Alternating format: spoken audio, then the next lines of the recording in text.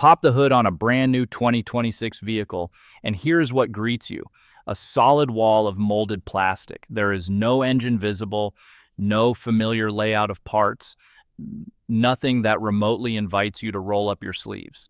And if you are brave enough to start pulling that plastic off, a very expensive chain of events begins. Tamper-proof fasteners, software barriers, and components that are essentially sealed by corporate decree. This is not a coincidence. It is a deliberate system, built piece by piece, designed to make sure that the only person ever touching your vehicle is a dealership technician billing at $200 an hour. The driveway mechanic. That person who used to spend a Saturday afternoon sorting out a brake job with basic tools is being systematically pushed out, and the manufacturers doing it knew exactly what they were building. The first layer of this system is something most people never see coming. In the old days, a broken window switch meant a trip to the junkyard, $5, and 10 minutes of your time. Copper, plastic, done. Today, that same swap on a modern Ford or Chevy ends very differently. Manufacturers now embed a digital serial number inside components like window switches. When a replacement part goes in, the truck's central computer scans it immediately. If the number does not match the factory registry, the system locks the part out entirely. The switch works perfectly fine mechanically. There is nothing wrong with it.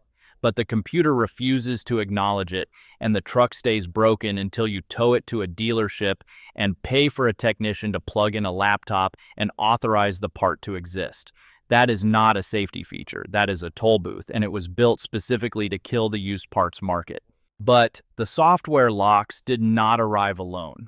The hardware was quietly redesigned long before the digital gates went up. On a truck from 1990, swapping a headlight bulb took 30 seconds and a single screwdriver. On many modern trucks, that same job requires removing the entire plastic wheel well liner or disassembling the front grille just to reach the bulb housing. Many German manufacturers have removed the transmission dipstick completely, replacing it with a dashboard sensor. When that sensor fails, and sensors do fail, the repair path does not lead to a new sensor. It leads to a new transmission. The worst example is what Ford Super Duty owners face with major engine work. The engine bay is packed so tightly that mechanics often have to lift the entire cab off the frame to access it. A job that used to take a weekend in a home garage now runs $4,000 in labor alone, because it requires commercial equipment no private owner can reasonably have. The manufacturers claim this is about aerodynamics and packaging efficiency. The actual outcome is that anyone without dealership infrastructure simply cannot do the job. From there, the strategy moves into territory that feels almost absurd until you realize how much money is behind it. Changing a car battery is supposed to be one of the last truly simple maintenance tasks, a 5-minute job that anyone can handle. On many modern vehicles, including BMW and several Ford models, that simplicity is gone. These cars run a battery management system that monitors the specific unit installed at the factory. Buy a fresh battery from any auto parts store, install it yourself, and the alternator will treat it like the old dying battery, overcharging it until the new unit fails within a month. The fix requires a dealership visit so a technician can register the new battery to the car's computer. There is no mechanical reason for this process. It is purely a gate, and the only key is a dealership invoice. To understand how the auto industry got comfortable with this model, it helps to look at who they learned it from. Farmers were the first people to get hit with this playbook at scale. A $500,000 tractor breaks down in the middle of harvest because a $50 sensor fails. The farmer can physically swap the sensor in 10 minutes with tools already on the farm, but the tractor's software will not recognize the new part without a dealer technician driving out to authorize it with a laptop.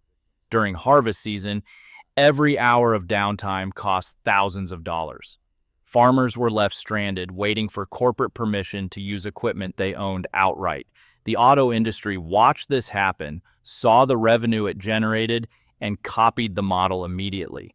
Now, trucks go into limp mode not because something is genuinely broken, but because a sensor reading drifts slightly outside a preset range and the manufacturer wants a service visit on the calendar.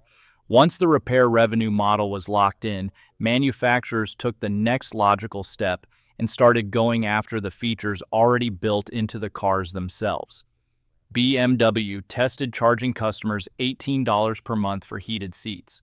Seats that were already physically installed in the vehicle, wiring and heating elements included. Toyota experimented with a subscription fee for the remote start function on a key fob the customer already owned. The hardware existed. The features worked. The manufacturers simply placed a software wall between the owner and something they had already paid for. The underlying logic is not complicated. Selling someone a car once generates revenue one time. Locking features behind ongoing payments generates revenue indefinitely. The car stops being a product and starts being a platform, and the owner stops being an owner and starts being a subscriber. None of this has gone uncontested. There is a significant underground economy growing around these restrictions. Farmers are sourcing modified firmware from overseas to break the software locks on their tractors. Independent mechanics are running bootleg diagnostic tools to work around dealership-only systems. A large number of buyers are deliberately holding on to older vehicles, trucks, and cars from the early 2000s and before, because those machines are still accessible to anyone with basic mechanical knowledge and a free afternoon. The driveway mechanic has not disappeared. He has just been forced to work around a system that was specifically designed to make his existence inconvenient. The situation is not irreversible, but it does require a decision. Supporting right-to-repair legislation at the state level is one real path forward.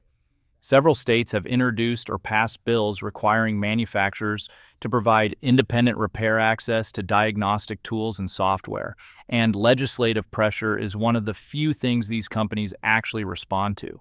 The other option is simpler and more immediate. Buy older. A truck or car built before these systems became standard opens to reveal an actual engine, not a plastic shroud. A window switch is a switch, not a networked node. The battery goes in without a registration ceremony. The manufacturers built this system carefully and deliberately, but they cannot control which vehicles people choose to buy, and they cannot legislate away the ability to demand better.